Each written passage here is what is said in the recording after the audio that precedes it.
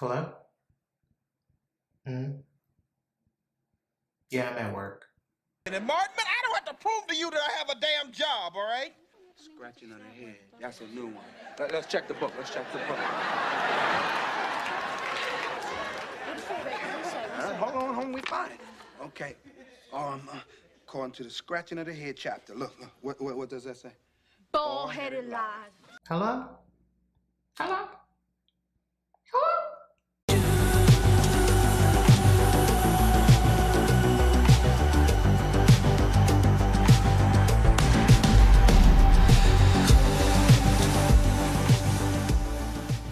Today I'm going to disclose something that I really haven't told anyone. I've told a handful of people. It's something that I'm not excited about, and especially I wasn't excited about it at the time. One of the funny things about the situation is that no one on Facebook ever asked me, how are you on Facebook all the time? Because prior to this event taking place, I would sporadically come on Facebook. I would go on Facebook maybe once or twice during the day, but during the day now, I'm on social media all the time. I'm posting the most pointless things all the time, and no one's ever stopped and asked me.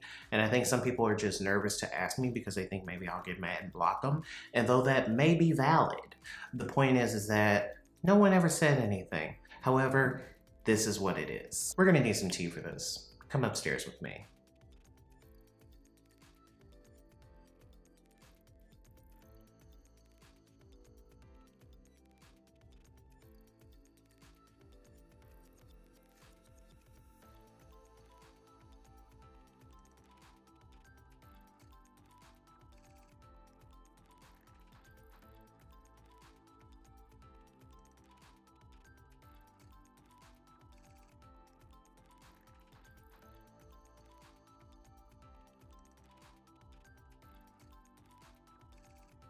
Ah, yes. Good stuff. By the way, I got this mug in Cozumel, and it was just at one of those souvenir shops from one of our cruises. I think out of all the ports we've been at so far, I love Cozumel. Like, it's just fabulous. So on to the story, darling. Let's talk about it. So back in 2018, it was right before the fall. It was late summer 2018. I was at a previous job, and this new job presented itself to me. It was an exciting opportunity, and I just felt that it would be this amazing leap for my career. And I went for it once they sent me the offer. I thought it would be amazing. I thought it would be life-changing. It would, give me more experience in that particular field. And so I went for it. So I got there, the job was great, people were great. It was a very fast-paced, chaotic environment, something that I personally thrive in. I don't know if you're somebody who loves chaos. I like working in chaos, when things have to be done at the last minute, when everything's on fire and you have to figure things out and there's no training, there's nothing. Like, I personally like that type of environment, so being there, it was super exciting for me. And I gained just a lot of experience overall. So I worked in e-com, and e-com is something that is always thriving. Even in this environment, especially in this environment, e-com is just so essential right now because people really aren't going to stores. And as far as brick and mortar is concerned, people don't really go to stores in general. Everybody has Amazon Prime, or you use Amazon, you use eBay, you use Mercari, Poshmark, what have you. And so these platforms are truly essential to our future. So I had this great job. I genuinely loved the people that I worked with. Of course, you had your handful of people. You had a few people here and there that, I didn't necessarily love. But overall, I loved going to work. I enjoyed myself. I was exposed to things that I had never even thought I would be remotely interested in. Seeing things from different perspectives. It was just a very exciting environment to work in. It's an environment that I'm sure I would say the majority of you have never worked in. And I would go into details, but I have an NDA. And even once that NDA ends, I wouldn't actually name names and call people out and, say something bad about the company or anything like that. Specifically because I don't like to call people out. That's really not me. Who said that? Who said that? Who said that? Who And through this, one great thing that I did was if you follow me on Facebook, you may have seen when I went to Seattle. I went to Seattle on a work trip. It was great, went to an Amazon conference. It was just really exciting, and I just saw so much opportunity. And, my then boss was mentioning to me how, in the summer, I would probably have to go to Canada. And it was just, things that I thought, were coming. And I was so excited. I was super excited. So fast forward to the summer of 2019. So this time it was, right after my birthday, and I was getting, to the point where I was about to hit a year there. And so I was about to have, a review. And I was excited just because I thought that it would go very well. I thought that I would get a great raise. I just went into it thinking everything was perfectly fine. However, I will say there was something, I don't know if it was my women's intuition, but there was something about the situation, the air, I don't know, something about the vibe that day.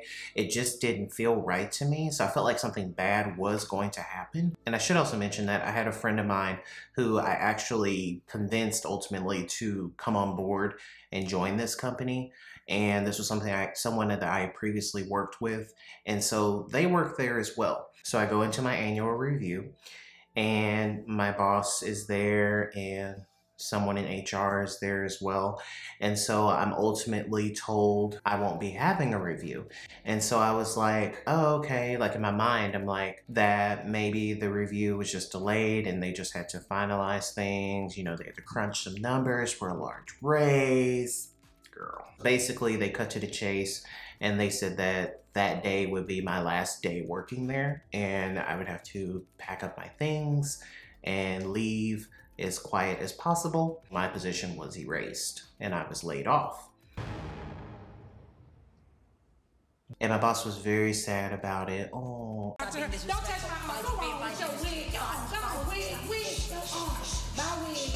I've been fired before, which is a video I'll probably have to do for you guys because that was absolutely absurd. This is when I was in college, but I've never been laid off. And when I heard those words, it didn't even compute, because in my mind, I'm like, the cancer part of me was saying, I'm fabulous, I'm exceptional, I'm amazing. I mean, what are you saying? So I didn't create a scene, though. Being again that I am a Cancer, I love to create a good scene. I love to create drama. So I didn't do that. Wasn't dramatic about it. I didn't go all Joan Crawford in there. Don't fuck with me, fellas. Though it did cross my mind. I gathered my things, got my purse, and I left. And I went outside, and ultimately I found out that the person that I brought on board was let go as well. I was sad to leave the people. I couldn't say goodbye to anyone. Of course, I've seen these people after all of this. Just certain key people, you know who you are because I love you. And I called specifically my partner and told him, what happened, and he was just stunned. And he said, okay, we'll figure it out.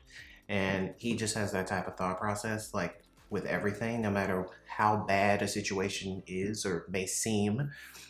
He's very much about we'll figure it out. So after that took place, I had to figure out what unemployment was, because I was told about unemployment, but of course I had no idea what it was. I didn't know what it was comprised of. I assumed that I would get the same amount that I was being paid previously, which obviously did not take place.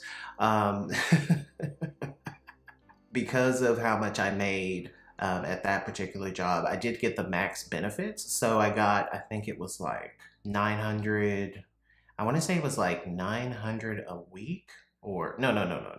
What am I saying? 900 every 2 weeks was something like that. And though the money was, it was barely anything to me, but it still helped out here and there, just because I have a lot of expenses as far as how much things cost, how much I pay for things. And, my partner does not pay my bills. And I think some people actually think that, which is very funny. But, we have our own bills. We would split bills, essentially down the middle. We would work it out the Susie Orman way, depending on our salaries. That would dictate how much we would divide up, particular bills. I've applied for jobs many, many times. I've had many interviews. I had one job that interviewed me for this national account director, it was a global account manager. That's what it was. It was a national account manager position. And I interviewed for this job. I went through, because it was a remote position, which was great for me. I had 5 interviews with VPs. I think I had an interview with a president. No, a director, and I think it was like 4 VPs, something like that, of different departments, and a head of training. And they loved me. They got me to the last phase, and then no one contacted me. And I was ultimately told that they went with someone else, because the last thing they said to me is that they went, it was between me and another candidate, and they went with someone else. So I was like, oh, okay, that's great. One thing that I never understood prior to being laid off, or just being unemployed in general, is people would say, oh, I've been unemployed for 2 years and I can't find a job. Now I get it, because before I said, oh, well, you could just work at Popeyes. You can't make no 2-piece for me. You can't make no biscuits. You can't be in charge of the dark meat. I mean, why can't you do that? Now I truly understand it, because coming from the salary I made, I can't go to McDonald's. I can't go to Costco. I can't go to a 15, 20 an hour job. I can't do it, because that's too substantial of a loss for me. And now I get it. Like, when you get to a certain point in your career, there's certain things you just can't do. And I truly, I believe that now, and I understand that now. You know, if you're someone who made $250,000, and I did not make that much. If you're someone who makes $250,000 a year, you're not going to go get a job at Blimpies. I mean, it's just not, is Blimpies even open? I don't know. But you're not going to go get a job at Arby's and be in charge of that. Ugh, that meat just looks nasty in the commercials. But you're not going to go and make burgers, you know, when you are coming from making $250,000 a year, because your expenses will not be covered by that. How you gonna get rid of my position? Because my position was so essential to supporting the entire department that I worked in, and supporting my direct boss, because I basically did 80% of their job. So, I mean, and they may see this video, but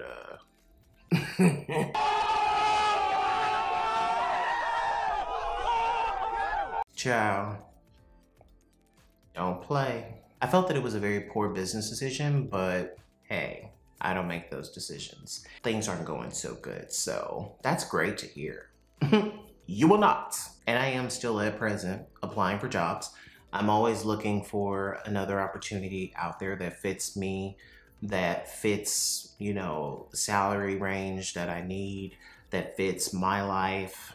I'm totally open to that. But there, especially now, like, I had an interview. I applied for a job working for the Dallas Mavericks in their e-com department that really doesn't exist. And they wanted to interview me, and literally the next day was when they announced that, and y'all know I don't watch no basketball, but then the next day they announced that, you know, the NBA basically was shut down. And so the recruiter at the company, he ghosted me. But then he later contacted me and he said, oh, you know, I'm so sorry I haven't been able to get back to you, but we're definitely hiring for this position. We're very interested. Your resume looks great, blah, blah, blah. I interviewed with him. He said everything went great. But then I don't remember what happened on the news. Something else happened. I don't know. I think it was a quarantine. I'm not sure what happened, but he never followed up with me. And I'm very big on people not following up with me, because I will literally contact you and go off on you. I will go off on you if it's necessary, because I feel that there's a level of respect that needs to be there on both sides. And you not contacting me, you telling me that I'm so amazing, darling, why would you not contact me back? I'm assuming he got laid off. I don't know. This person gave me their cell number. They were like, stay in touch with me. I'm going to be back contacting you within 24 to 72 hours, blah, blah, blah. Fool ain't never contacted me back. And if they do contact me back, as you can see from my previous video, with everything that happened with all of my suspicious illnesses, And with everything that's been going on, you know, I had to figure out how to make things work. It's been a very trying time. But one thing I know in my life personally is that when things are bad, it's when I'm at my best. When things are low for me, no matter what the reason is, I always somehow rise back up. And I want to tell people that you too can do that. You too will come back, okay? There are certain things that I never thought would happen for me, and they have happened because I'm someone who perseveres, someone who is tenacious, someone who does not give up. I don't care what the situation is. I literally came back from, multiple suicide attempts to even be on this channel today. And I'll make videos about that as well, just talking about mental illness, just how am I doing. I'm a high functioning bipolar person, meaning that I have bipolar disorder. I am diagnosed. It is not something that I use colloquially or use just casually in a conversation, like, oh my God, I can't make up my mind. I'm so bipolar. That's stupid. It's actually something that's very serious, especially being someone who is affected by it, because it's not something that just goes away. Okay, this is something I have to deal with for the rest of my life. So I happen to be a high functioning person with bipolar disorder. I also have borderline personality disorder as well. So I know the struggle, I have been to hell and back. And I am living proof that you can come back. You can come back if you want to, okay? People who have either been laid off or furloughed, though furlough is the best way to go, and of course you have no choice in that, but being furloughed is better than being laid off, because being laid off means your job's not coming back. No one's going to call you and say, hey, we're back and we want you to get back in that seat. So when you're furloughed, you're guaranteed something. You're guaranteed a similar position, or you're guaranteed the same role you had. So I just want to say to all of you out there who are experiencing this, I know the struggle. I get it. I always recommend that no matter what you are doing, you should always have multiple streams of income, just in case something like this happens to you. Because for me, it was something that was very unexpected. I saw there was nothing that could have given me the belief that this would have happened. So always be prepared. Always, if you're not someone who has multiple streams of income, if you're able to save, do it, because you never know. I'm someone who was spoiled as a child. I'm someone who I didn't have my first job until I was 21. So, and I only got a job because my dad told me that he would buy me a car if I got a job. And that was a job I got fired from, which I will explain in a future video. I'm someone who, I went to college, found out that college ultimately wasn't for me. It was something that was very easy to do as far as like the curriculum is concerned, but I couldn't make up my mind. I didn't know what I wanted to do. I think at this point, if I go back to college, which is something I have considered on multiple occasions, I've even probably posted about it on Facebook 20 million times, I want to get a degree for me. I don't want to get a degree because I want to work in X. That's not the reason for me to get a college degree. It would be to say that I did it. That's the only reason why. And I would go back to school and finish my degree in Spanish.